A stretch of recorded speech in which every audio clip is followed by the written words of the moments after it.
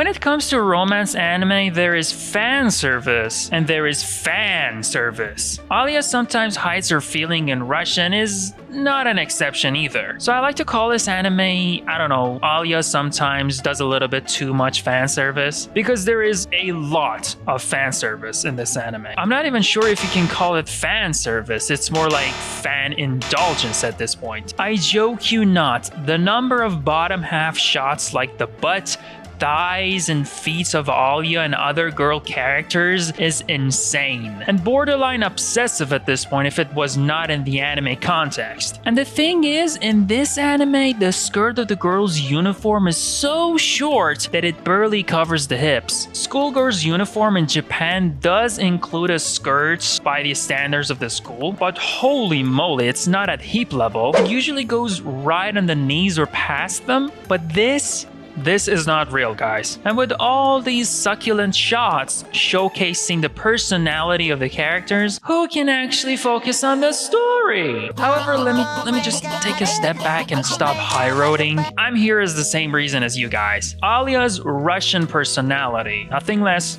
nothing more. I mean, also the thighs, but mostly her personality. All in all, the Russian is also pretty weird if you compare it to the dub version, but mad respect to Sumire Uesaka, the Japanese voice actor of Alya. When she was in her first year of high school and heard the Soviet Union's national anthem for the first time, she was dramatically moved. To the point that she decided her favorite tank was BT-5 produced by the Soviet Union. I mean, that says a lot about a girl. If you look at her bio and it says, hey, my favorite food is lamb chop and my favorite fashion style is Lolita, and by the way, my favorite tank is BT-5. I just have to say, I respect the shit out of that. I mean, I don't have a favorite tank. And later, she just goes on to university to study Russian for 2 years. The whole use of the Russian language in this series is a bit questionable from time to time. For example, there is this scene where the main character Kuze is going to the playground to meet up with his friend. Then the girl starts calling out to him,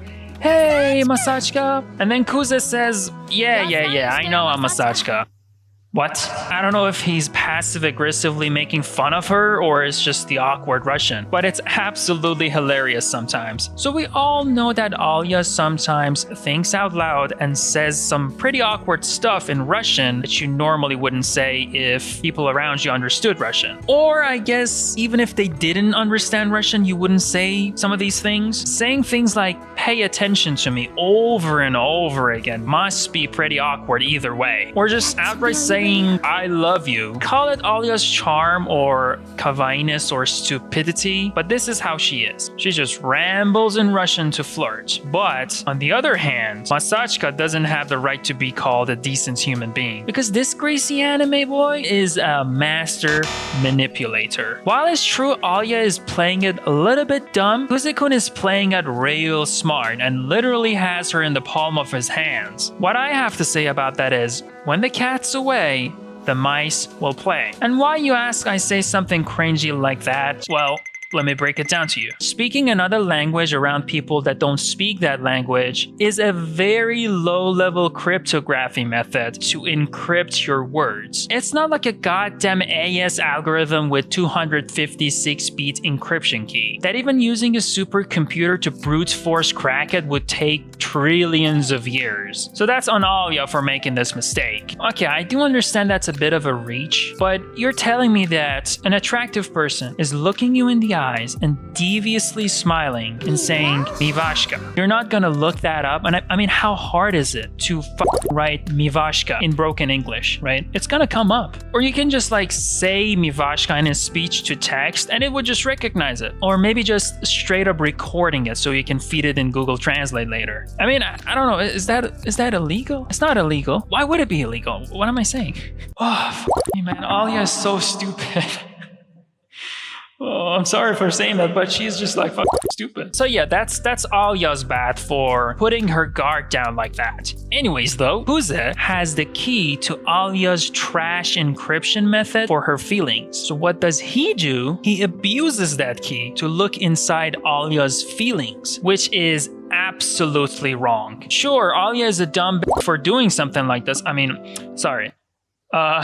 Sure, Alya is a little bit dumb for doing something like this, but she's always under the impression that Kuze doesn't understand what she's saying and probably thinks that he's never going to figure it out either. So is it morally right for Kuze to keep exploiting the fact that he has the encryption key? That's what I mean by when the cat's away, the mice will play. Because if there was someone that knew Kuze was exploiting this key and Kuze also was aware that they know about this, suddenly the situation would look so terrible that Kuze would probably come out and say like, hey girl, chill, take a step back. I do understand Russian, okay? But in the current situation, I'm just gonna say that Kuze is a terrible person for manipulating that fact. Just imagine how Alya would react when she finally realizes that Kuze understands Russian. After all this time rambling and is speaking her heart out in Russian, believing that she's just thinking out loud. Nobody's noticing it. She would just get traumatized, dude. She will never speak a word in Russian. Well, that would really depend on the future of the story as well, but you get my point, right? And even if they would end up together as a couple and live happily ever after, doesn't make up for the fact that Kuze is doing her wrong now. So that's why Kuze is a master manipulator. That is,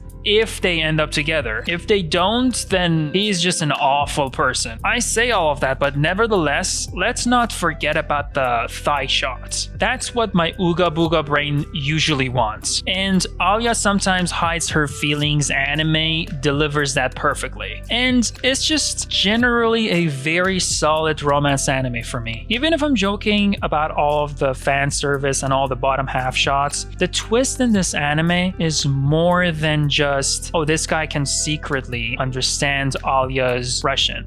I'm really curious about when she finally finds out about this whole situation. So it's worth the wait. I just hope that it doesn't turn out to be like a Rent-a-Girlfriend manga. I'm still traumatized by that series and how it didn't make any progress whatsoever. But anyway, thanks for watching and listening to me rambling all over. Please subscribe. Help me out to reach 1,000 subscribers, and I will see you in the next video.